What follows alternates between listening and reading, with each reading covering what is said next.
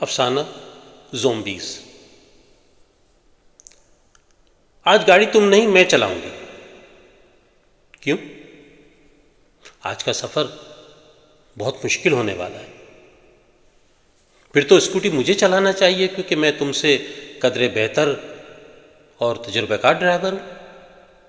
مجھے معلوم ہے کہ تم اچھی ڈرائیور ہو، مگر آگے جو غلطیاں ہونے والی ہیں ان محرکات کے وقوع پذیر ہونے کے لیے تمہاری نہیں میری ضرورت ہے۔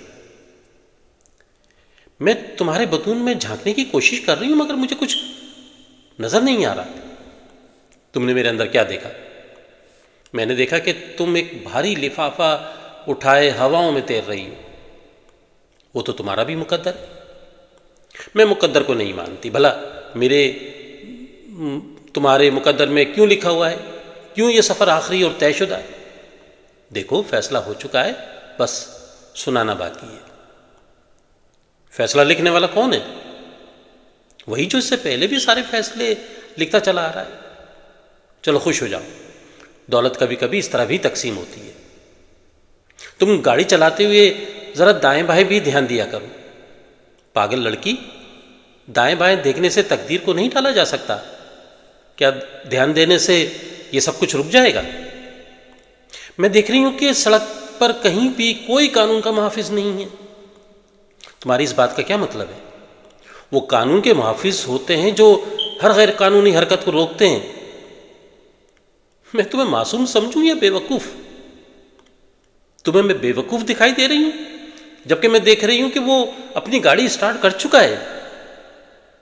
ہمارے پاس کتنا وقت ہے؟ بس اتنا جتنی دیر میں دو بھاری لفافوں پر تمہارا اور میرا نام لکھا جاتا ہے۔ میں مسلسل سوچ رہی ہوں کہ ان لفافوں میں آخر کیا ہو سکتا ہے۔ میں نے بتایا تو صحیح کہ ان میں ہماری تقدیر لکھی ہوئی ہے۔ تمہارے نظریے کے مطابق تو تقدیر آسمانوں پر لکھی جاتی ہے۔ زمین والے اتنے خود مختار کب سے ہو گئے کہ آسمان والوں کی منشا اور مرضی کے بغیر فیصلے کریں؟ ہماری زمین کے فیصلے زمین پر ہی ہوتے ہیں۔ لوگ غلط کہتے ہیں کہ پس آئینہ کوئی اور ہے۔ مجھے تو آئینے کے دونوں طرف ایک جیسے چہرے دکھائی دیتے ہیں۔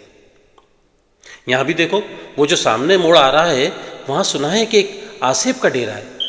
مجھے اس موڑ سے گزرتے ہوئے ہمیشہ ڈر لگتا ہے۔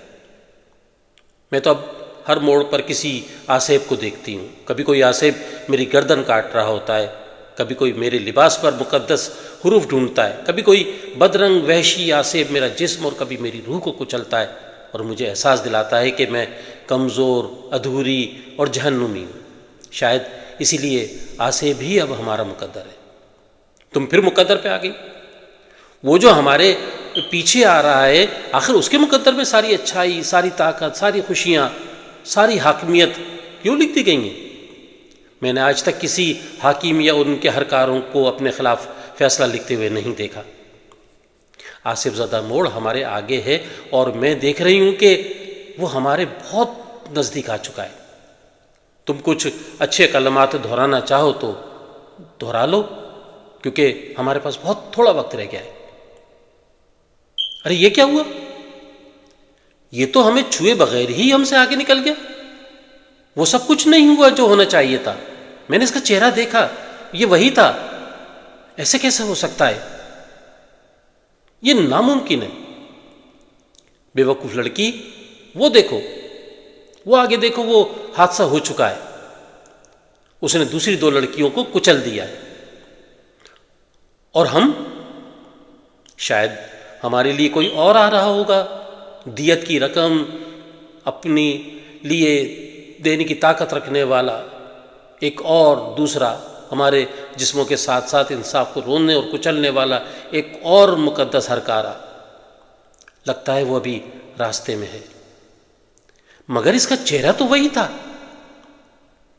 یاد رکھو، سارے زومبیز ایک جیسے ہی ہوتے ہیں۔ بہت بہت شکریہ۔